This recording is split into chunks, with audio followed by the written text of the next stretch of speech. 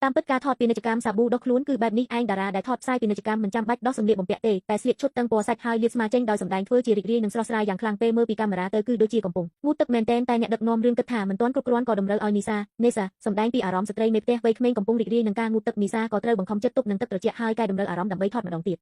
លើកនេះនាងក៏បានសម្ដែងត្រូវនឹងតួរឿងជាស្ត្រីមេផ្ទះដែលត្រូវការប៉ុន្តែពេលនាងលៀងខ្លួនរួចបើភ្នែកមើលក៏ស្រឡាំងកាំងទាំងស្រុងនាងបានឃើញថាជញ្ជាំងឈុតឆាកថតបានប្រែទៅជាក្បឿងស៊ីម៉ងហើយអ្វីទាំងអស់នៅចំពោះមុខនាងគឺខុសពីកន្លែងថតទាំងស្រុងបន្ទប់ទឹកតូចនេះពោពេញទៅដោយភាពរញ៉េញ៉ៃហើយមានអាវងូតទឹក4ជួរនៅលើទ្វារនាងក៏យកអាវងូតទឹកមួយមកហិតក៏ភ្ញាក់ផ្អើលពេលដឹងថាអាវនោះមានក្លិនរបស់ខ្លួនឯងនាងក៏ប្រញាប់ពាក់អាវងូតទឹករុំខ្លួនដែលសាមរបស់នាង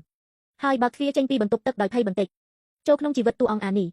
ពេលចេញមកនាងក៏បានឃើញតួអង្គកូនប្រុសកូនស្រីទាំងពីរនាក់ដែលសម្ដែងក្នុងសាច់រឿងរត់កាត់មុខទៅបន្ទប់ទទួលភ្ញៀវហើយលើសាឡុងក្នុងបន្ទប់ទទួលភ្ញៀវមានបុរសម្នាក់កំពុងមើលវីដេអូខ្លីតែចម្លែកត្រង់ថាបុរសនេះគឺជាប្តីដែលសម្ដែងក្នុងរឿងនាងក៏ប្រញាប់សួរគាត់ថាអ្នកដឹកនាំនៅឯណាអានីឈ្មោះនេះគឺជាឈ្មោះស្ត្រីមេផ្ទះដែលនីសាសម្ដែងក្នុងរឿងនីសាគិតថាក្រុមការងារកំពុងលេងសើចនាងក៏ងាកទៅបើកទ្វារហើយស្រែកហៅឈ្មោះអ្នកដឹកនាំតែត្រូវបានបុរសនោះចាប់ទាញចូលមកវិញយ៉ាងឆ្លើយខ្ញុំក៏មិនហ៊ានទេអានីកុំធ្វើឲ្យកូនភ័យខ្លាចបុរសនោះមានទឹកមុខងឿងឆ្ងល់កូនទាំងពីរនាក់ក៏រត់មកហៅម៉ាក់តែនីសាជាតារាល្បីតើអាចទទួលយករឿងមិនសមហេតុផលនេះបានយ៉ាងណានាងក៏ខឹងស្លៀកសំពត់ហើយរត់ចេញពីផ្ទះដោយចាប់តាក់ស៊ីចេញទៅភ្លាមការបដិសេធនឹងការជួបជុំមិត្តភក្តិបន្ទាប់មកនាងក៏ទៅផ្ទះចាកដែលជាមិត្តប្រុសរបស់នាងដោយរត់ចូលទៅក្នុងបន្ទប់ហើយដេកលើសាឡុងដើម្បីគេងលក់ឲ្យបានស្រួលតែមិននឹកស្មានថាបែរជានិយាយថាមិនស្គាល់នាងហើយគំរាមថាបើមិនចេញទៅទេគាត់នឹងប្តឹងប៉ូលីសនីសាត្រូវបានគេបណ្តេញចេញហើយខណៈនាងហៀបនឹងផ្ទុះកំហឹងស្រាប់តែឃើញមិត្តភក្តិជិតស្និទ្ធរបស់នាងស្លៀកអាវគេងយប់របស់នាងចេញពីបន្ទប់គេងនីសាទើបយល់ថាហេតុអ្វីបានជាធ្វើពុតជាមិនស្គាល់ខ្លួនតាមពិតពួកគេទាំងពីរអ្នកលួចតាក់ទងគ្នានាងខឹងយ៉ាងខ្លាំងក៏ចាក់ចេញពីផ្ទះមិត្តប្រុសហើយជិះតាក់ស៊ីទៅកន្លែងដែលក្រុមការងារថតជួបជុំគ្នារាល់ថ្ងៃពេលឃើញអ្នកដឹកនាំរឿងនិងសមាជិកក្រុមការងារផ្សេងទៀតនីសាក៏រំភើបចិត្តហើយផឹកស្រា3កែវរួចសួរពួកគេថាតើពួកគេដឹងជាយូរមកហើយឬអីថានឹងមិត្តជិតស្និទ្ធឈ្មោះសៀវម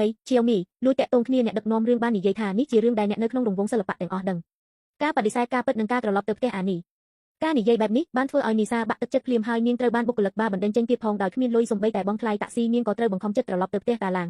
វិញពេលនោះតាឡាងក៏បានប្រាប់នាងថានាងគឺជាប្រពន្ធរបស់គាត់ឈ្មោះអានីហើយនាងថែមទាំងមានកូន2នាក់ជាមួយគាត់ទៀតផងនីសាមិនជឿក៏ងាកទៅមើលរូបថតគ្រួសារនិងរូបថតអាពាហ៍ពិពាហ៍នាងក៏បានចាប់ពុកមាត់របស់តាឡាងដើម្បីបញ្ជាក់ព្រោះមុនពេលថតពុកមាត់របស់តាឡាងគឺពុកមាត់คล้ายតែមិននឹកស្មានថាពុកមាត់របស់តាឡាងនេះគឺពុកមាត់ពិតនោះទេនីសាក៏ងឿងឆ្ងល់យ៉ាងខ្លាំងតាឡាងចង់គេងជាមួយនាងតែត្រូវនាងបណ្តេញចេញព្រោះនីសាគិតថារឿងទាំងអស់នេះគឺជាសុបិនអាក្រក់ហើយគ្រាន់តែគេងលក់មួយភ្នាក់នឹងល្អប្រសើរឡើងវិញតែមិននឹកស្មានថាពេលភ្នាក់ឡើងនៅថ្ងៃបន្ទាប់គ្មានអ្វីប្រែប្រួលសោះតាឡាងដែលស៊ូទ្រាំអស់មួយយប់ក៏បានដោះសម្លៀកបំពាក់ត្រៀមធ្វើឲ្យនាងចាំអតីតកាលវិញនីសាក៏ប្រញាប់ងើបឡើងហើយរត់ចេញទៅដើម្បីរកការពិតនាងបានស្វែងរកឈ្មោះនីសាលើអ៊ីនធឺណិតតែរកមិនឃើញនរណាម្នាក់ទេហើយរឿងដែលនាងសម្ដែងពីមុនក៏បានប្ដូរទៅជាឈ្មោះមិត្តជិតស្និទ្ធរបស់នាងវិញតើនាងពិតជាបានក្លាយជាស្ត្រីមេផ្ទះឈ្មោះអានីមែនឬការស៊ើបអង្កេតនៅធនាគារនិងការលោតពីអគារ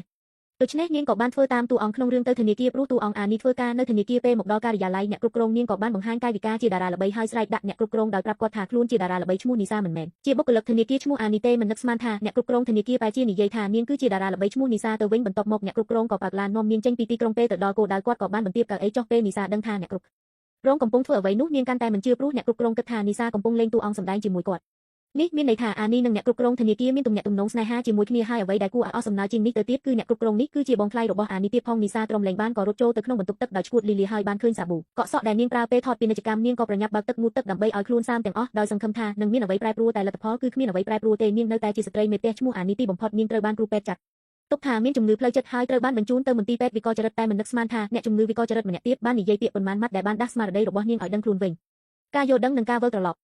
នាងក៏បានទៅរកគ្រូពេទ្យហើយទទួលស្គាល់ថាខ្លួនជាអានីហើយបាននិយាយថានាងនឹកកូនទាំងពីរនាក់នៅផ្ទះយ៉ាងខ្លាំងទើបនាងអាចចេញពីមន្ទីរពេទ្យវិកលចរិតបាននាងក៏បានយល់ថាដើម្បីដឹងការពិតនាងត្រូវតែធ្វើជាស្ត្រីមេផ្ទះអានីក្នុងប៉ុន្មានថ្ងៃបន្ទាប់នាងបានបម្រើក្រុមគ្រួសារតាឡាងអស់ពីចិត្តហើយបានសហការជាមួយតាឡាងខ្លាយជាប្រពន្ធរបស់គាត់រីឯពេលទំនេរនាងក៏បានតុបតែងខ្លួនហើយណាត់ជួបតារាល្បីដើម្បីធ្វើការដោះដូរយកឱកាសឡើងឆាកសម្ដែងទីបំផុតនាងក៏ទទួលបានការទទួលស្គាល់ពីអ្នកដឹកនាំរឿងតាមរយៈទេពកោសល្យសម្ដែងរបស់នាងតែខណៈអ្វីទាំងអស់ហាក់ដូចជាវិលទៅរកការខ្លាយជានីសាវិញអ្នកដឹកនាំរឿងបែរជាដឹងថានាងមានប្តីនិងកូន2នាក់ទៅវិញក៏បានបណ្តេញនាងចេញពីក្រុមការងារដោយពាក្យពោលថាសំណាងអាក្រក់មកដល់ជាប់គ្នាអានីមិនត្រឹមតែមានទំនាក់ទំនងស្នេហាជាមួយបងថ្លៃប៉ុណ្ណោះទេថែមទាំងបានលួចបន្លំលុយក្រុមហ៊ុនជាមួយគ្នាទៀតផងរឿងទាំងអស់នេះបានធ្វើឲ្យនីសាអស់សង្ឃឹមទាំងស្រុងនាងមិនចង់ខ្លាយជាអានីដែលគួរឲ្យអាណិតនិងសោកសៅនោះទេដូច្នេះនីសាក៏បានលោតពីលើអគារខ្ពស់តែមិននឹកស្មានថាក្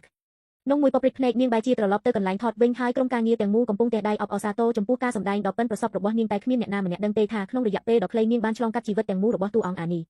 ពេលនេះនីសាលែងមានអាកប្បកិរិយាដូចមុនទៀតហើយនាងបានក្លាយជាមនុស្សរស់រាយរាក់ទាក់ជាងមុនឆ្ងាយណាស់ប្រហែលជាបន្ទាប់ពីឆ្លងកាត់រឿងនេះនាងទើបយល់ពីអត្ថន័យនៃជីវិតនិងភាពជោគជ័យពិតប្រាកដ